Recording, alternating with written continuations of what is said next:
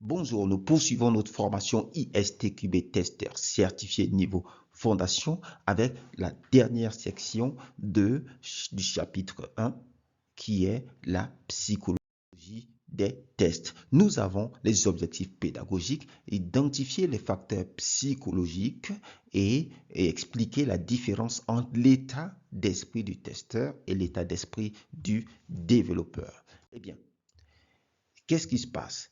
Eh bien, le développement de logiciels, y compris le test des logiciels, implique des hommes, d'accord? Implique des êtres humains. Donc, par conséquent, la psychologie humaine va avoir des effets importants sur le test logiciel.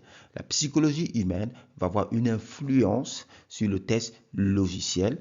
Pourquoi? Parce que généralement, identifier les défauts, par exemple lors de tests statiques, tels qu'une revue des exigences, une revue des user stories ou bien une identification des défaillances au cours de l'exécution peut être perçue en fait finalement comme une critique au niveau du produit ou bien parfois même critique de la personne qui a édité finalement, qui est à la source en fait du produit d'activité défectueux. Donc, un élément de la psychologie humaine consiste parfois à blâmer le porteur de mauvaises nouvelles et les feedbacks, les revues des testeurs contiennent généralement des informations négatives, d'accord? Parce qu'il s'agit de rapporter les défauts.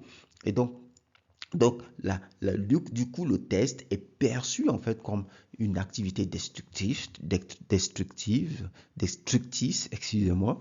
Et le développement, généralement, est perçu comme une activité constructive. Donc, ce sont des croyances et il y a aussi un élément qui s'appelle le biais de confirmation.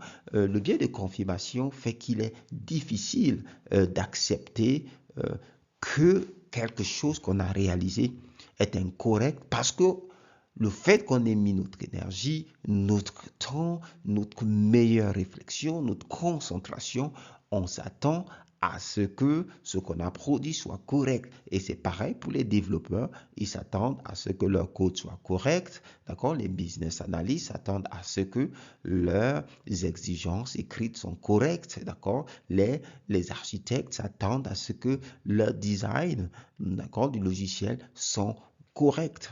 D'accord? Donc, du coup, c'est difficile, d'accord, pour ces acteurs-là de reconnaître qu'il y a des failles dans leur travail. Donc, c'est pour ça que c'est pour ça qu'il est important pour les testeurs d'avoir certaines qualités.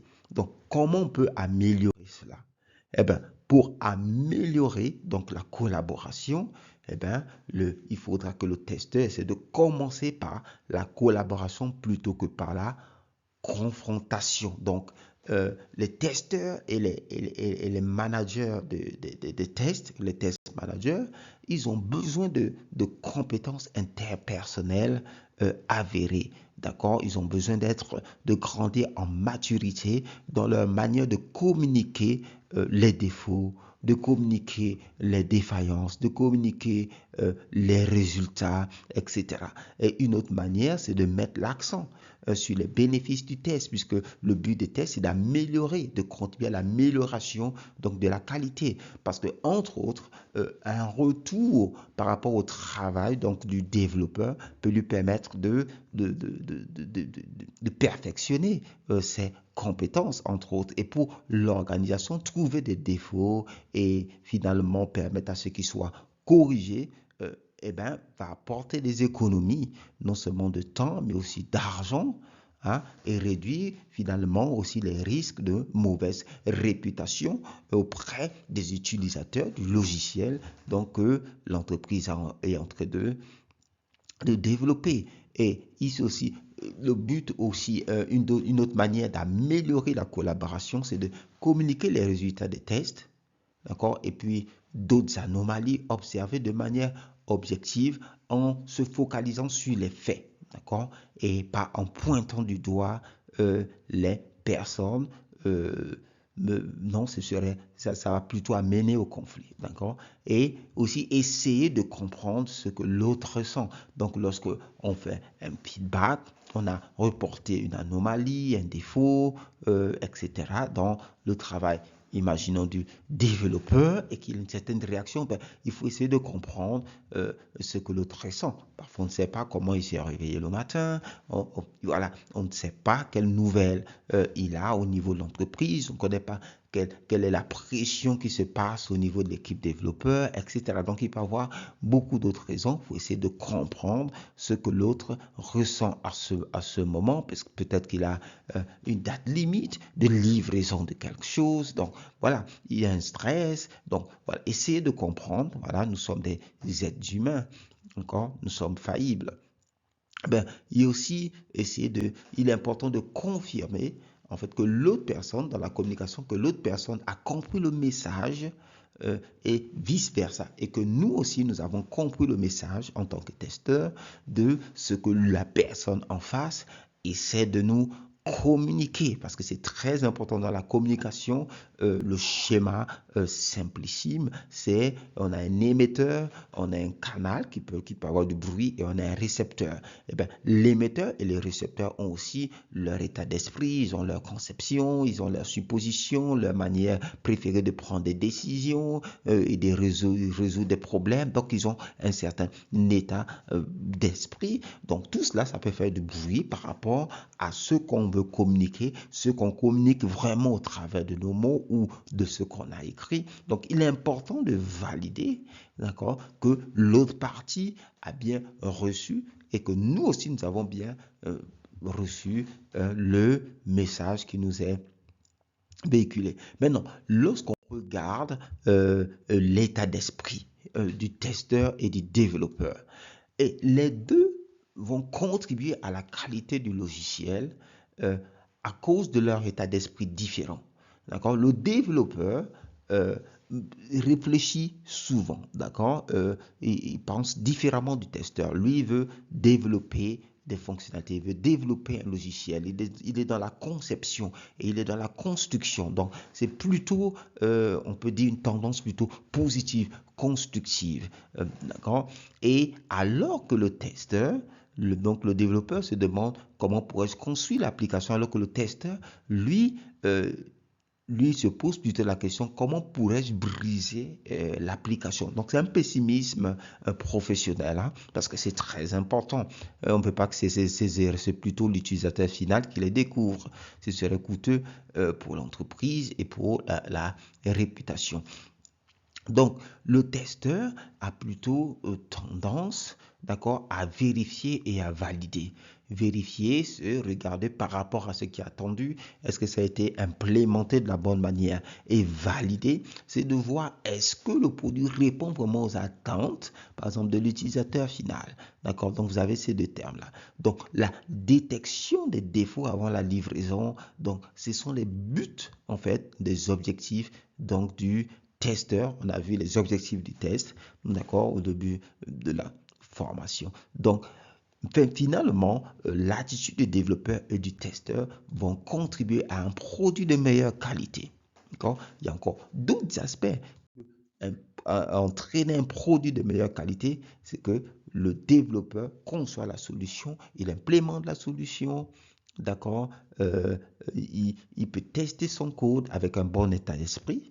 Et il a les biais de confirmation qui rend la détection de ses propres défauts, de ses propres erreurs difficile. D'accord? Et ça, c'est tout à fait normal. Alors que le testeur, il est très curieux. Curieux par rapport à comment le logiciel fonctionne.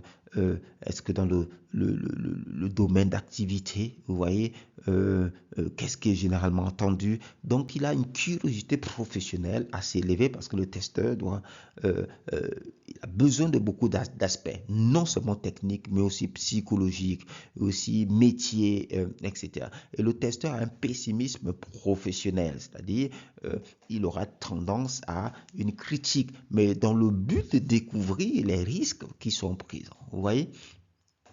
Donc, il a un œil critique, il fait attention aux détails.